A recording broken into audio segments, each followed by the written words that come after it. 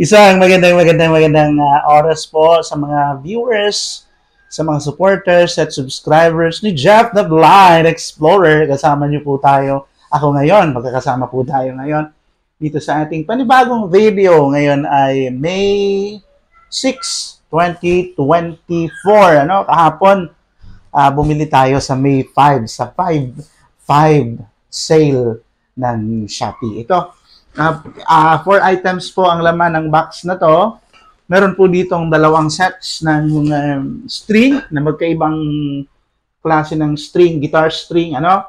At meron din po itong i-assemble yata tayo, ano? Parang guitar stand. Parang i-assemble pa to, ano? And bumili rin ako ng 24 pieces ng pick na nakalagay daw sa isang box. So, isang shop lang po sa Shopee ang binilang ko po nito. So, ibig sabihin, 4 na item po ito. 4 na items sa isang shop sa Shopee. So, titignan po natin, i-unbox po natin ang mga laman nito. Mga guitar accessories po to. Again, 24 pieces of picks na meron na daw na libreng box o lalagyan. Tapos, meron na tong dalawang set ng guitar strings and yung guitar stand, yung ano mo, pwede mong ilagay yung gitara mo para hindi po siya matumba kahit hindi siya nakasandal. So, maya-maya po, i-unbox ko po ito, ipakikita ko po sa inyo kung successful ba yung ating pamimili.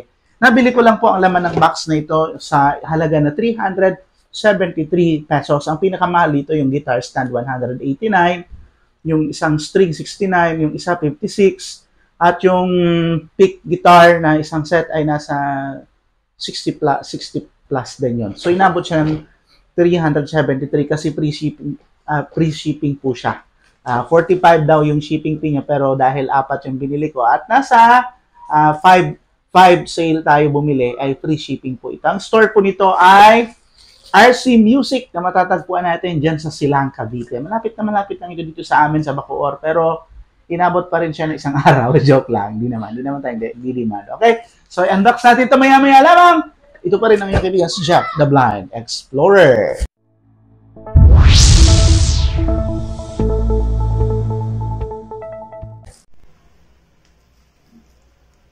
So, ito na po mga kaibigan yung items natin. We will be putting out the items from the box. Ayan.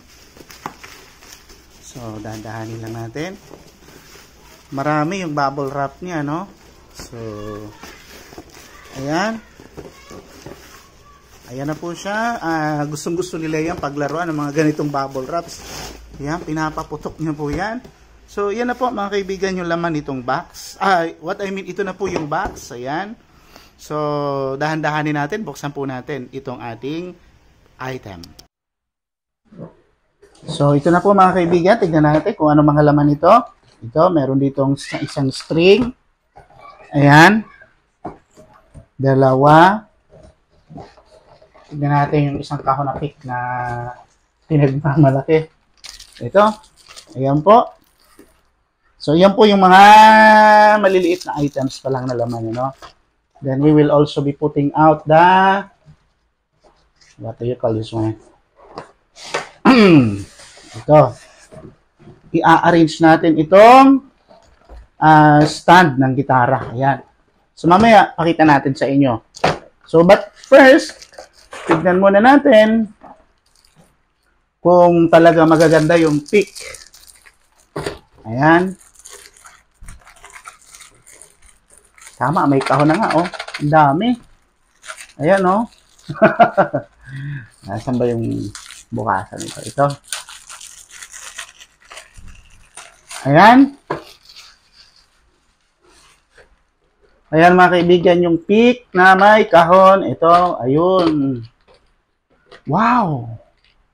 Wow, as in wow. Ang daming ang pick, oh. Uhuy! Wow, paborito ko itong mga pick na to. So, sabi nila, 24 pieces daw ito. Wow! So, mula sa makakapal hanggang manipis na pick, may pagpipilian ka kung ano ang gusto mong gamitin. Wow! Dami! Mura lang to mga kaibigan. Nasa 65 pesos lang to kung bibili nyo sa Shopee. So, ang galing, no? Tapos, ito yung mga strings niya po na 1 set. Ayan, ayan po. Ito yung isa. Ito yung isang 1 set na strings. Ayan. So, ayan. So, balik natin. Actually, hindi ko pa naman gagamitin tong strings na to since kompleto pa naman yung strings ng gitara ko. Gagamitin ko lang to if ever mapatid or mapagot ang mga strings ng gitara ko. So, magkaibang brand po ito. Itong nabili kong strings na to. So, susubukan natin kung alin ang mas maganda. Kapag na-feel natin kung alin ang mas maganda, yun ang uulitin nating bilhin. So, maya ipakikita ko po sa inyo yung pag-assemble natin initong guitar stand. At ito naman mga kaibigan, ito naman yung laman ng box ng guitar stand. Yan, dito mo iipit yung braso ng gitara. Ito, oh. I-arrange mo siya ng ganyan. Ayan po siya. Ayan. Nakaganyan siya. Tapos, ito naman yung kanyang stand. Ito. Ayan. Tapos, pipihitin mo siya ng ganon. Ayan na.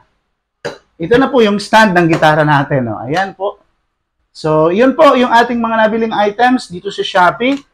So, mga magaganda. Magaganda yung quality nila, no? Ayan. Ayan, pwede mo silang patayuin ng ganyan. So nakatumba. Ayan, ayan po. So, ayan po yung ating guitar stand. Ayan.